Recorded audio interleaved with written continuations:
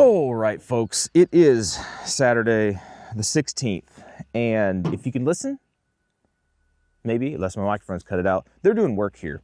I rolled up this morning to see a sign saying that there is between certain hours that this whole open recreational area that I go to shoot is going to be closed for, specifically for shooting, for a specific time. And we were here well before that. We were able to get a little bit of work done, but I think they didn't say why the area is going to be closed, but like there's trucks that have moved in and they're cleaning up the roads. So I don't want to cause them undue stress. I'm well within the time that it says that, you know, we're able to shoot and stuff. So I could keep shooting, but they're already here working, and I appreciate the work that they're doing, putting into making sure this area is accessible. So I don't want to mess with them. So we're going to cut today short. I did get a tiny bit of work done, basically not a lot of work. I was just test firing stuff. So that was a super long intro. One thing we started to do is and then I mean, the trucks are really showing up and doing work. So I cut it short. We didn't get it done. But comparing the Spectre 9, I love this can. Spectre 9 on a 7-inch or 7.5-inch PCC. It's gonna fall over. Spectre 9 versus the I almost said Griffin, the rugged Obsidian 9. These are dang near the same size, right? Like I think they're the same diameter, super similar. They actually use the same mounts in the back, so I could interchange mounts. Well, I could put the Silencer Co. mount and the rugged. I'm not sure if it'd go the other way around, but either way, very similar cans. The Silencer Co. obviously has a lot more baffles. I think it's only got the rugged. It's got one. Am I counting that right? 1, 2, 3. 1, 2, 3, 4. It's got like 4 or 5 baffles, where this one has like 7 or something like that, or more than that. I don't know. They're two different cans, obviously, and in short configuration, I wanted to see what they sounded like, but we had a little bit of an issue with the gun working. That was a ammo issue. We've noted this before. I have that Spear, not remanufactured, but it's like factory rejects or something like that, because they have an issue and the primer pockets are popping out of them. So that's not a good thing. So that started jamming up the gun, and then the truck showed up. So I'm not going to mess with it. Something we did work on. I'm very excited about this. 2 things. We have the Ghetto Weasel, this fella right here. Right now it's a 10.5-inch gun, but I think today, as I was driving up here, I got a notification from the FedEx that it should actually be being delivered today. I have a barrel coming in, and I'm going to chop that thing down best I can, if I can, to the actual 9.69 inches. And it should look the part, feel the part, do the part, be the part for this size of Sugar Weasel. Handguard was, like, I stumbled upon it. Do not go to TaxSwap, TACSWAP. Do not go over there because you will lose money. Because you can find some amazing deals on very obscure parts, apparently. Because I've been digging around for Q parts, Honey Badger parts, looking around for things. I was not even looking necessarily for their 9-inch handguard, and somebody had one, and they sold it, and they weren't scalping. So I was like, holy cow. So I picked this up, and this is going to be cool. This should actually be a very fun, actual, practical, like could sit by the bedside kind of gun.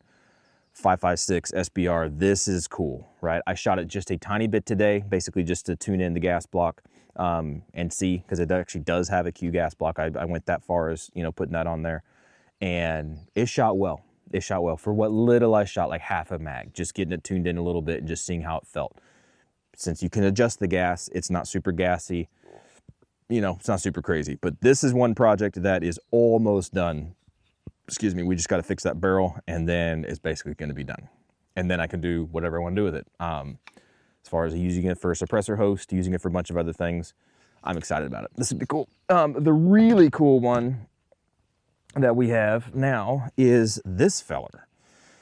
This is not a Honey Badger, even though it has Honey Badger parts in it. This is the Ghetto Badger, is what we're calling it. This is built off of a Griffin Mark II lower.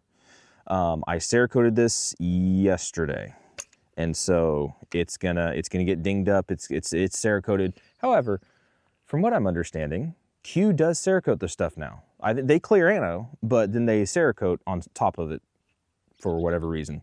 So, and this is the champagne color Cerakote from Cerakote that they supposedly use. So I feel justified in doing this. I think this will work. This actually does have the correct stock on it. The actual Q honey badger stock with a weird spindle thing, the butt plug that goes into the bolt carrier group, and that weird recoil system. This actually has that. Again, stay away from tack swaps. Somebody had the actual buffer tube. Like, you could buy the stock, but you can't buy the buffer tube. That was a piece that I'm shocked that somebody had, and I don't know why they sold it, but they did. I feel like they got a honey badger, parted it out. I'm tempted to do that. I think you can make some money doing that. But this is pretty dang cool. All the working systems of this one are Q. The handguard, the barrel, the gas block, all this stuff up here. The bolt carrier group is actually a Q, not a two-piece, the OG one-piece bolt carrier group from Q. And then again, the recoil system. So from the tip of it to the rear of it, that's Q. There you go. See, I did it. It even has a Geissele trigger in it, and then it has, I think it's with compass, machine tool, CMT, whatever it is. Something, I don't remember. I think it's compass, machine, and tool. Anyway, that upper receiver, no forward assist, but it does have a big gaudy brass deflector. Should have fixed that, but I didn't. And then the Griffin Mark II lower. So the receivers are not Q. But then pretty much the rest of this is how you would get it, or how you could get it, right? With Magpul grip, Geissele trigger. And I've never shot an actual Q honey badger. Can't say I have, but I would argue that this might be slightly better, because it actually does have practical ambidextrous features on it. And it still weighs 4.7 pounds, right? 4.7, yeah, 4.7 pounds, still ultra lightweight. Charging handle, I did Cerakote this. Believe it or not, this is the same color Cerakote as the rest of the receivers. This is the sledgehammer from Breek Arms, their small latch sledgehammer. So this keeps the whole idea of keeping it small, lightweight, while still having a gas mitigating charging handle. So that's actually pretty cool. But anyway, we brought this thing out and we shot it, made sure that it worked, and made sure it was gassed properly. Dude, you could almost drop the brass. All my brass is within like a hand's breadth on the ground.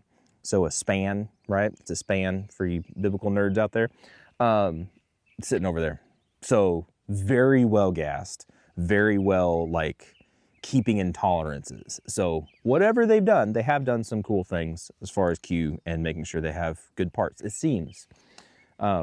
Because all that is attributed to that Q stuff, nothing that I did. Anyway, enough talking. I feel like I'm just rambling about crap. That's what we did. We had more stuff to do today, but like I said, there's crews out here working and I don't want to get in their way, and I appreciate the work that they're doing, so I don't want to step on their toes and get in trouble. Even though we still have like an hour that we could shoot and stuff, but I don't want to mess with them. Anyway, that's it. Yeah, that's it. Y'all be good to be safe. I appreciate you guys. If you want to support the channel, go check us out on Patreon. We opened up some new tiers. So there's a 1, a 5, a 10, and we have a $50 tier. I don't necessarily expect anybody to jump on that one. That one is a little different because every month that we're going to be working on stuff, because every month we work on something, like the Ghetto Badger or Ghetto Weasel or whatever. I'm going to make some exclusive merch things for those people, and those people in that $50 Patreon tier, they will just get, they don't buy it because they're paying for the tier, they will get some of this merch, right? Every month that they are a member, they will get this stuff. So that's giving something to the channel to support in a way, and then actually getting something else out of it monthly, right? The other tiers are just different ways just to support the channel if you want to. If you don't want to, no harm, no foul. It's no biggie off me. I just appreciate you guys allowing me to come out here and do what I like to do. So that's it. All right, y'all be good to be safe. Appreciate you, and hopefully we'll catch you next time. See ya.